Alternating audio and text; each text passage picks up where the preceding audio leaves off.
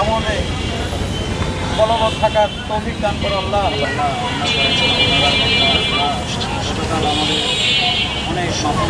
টাইলক্স toilet cleaner, যার antibacterial agent টয়লেটের কোনায় কোনায় পৌঁছে 99% জীবাণু ধ্বংস করে।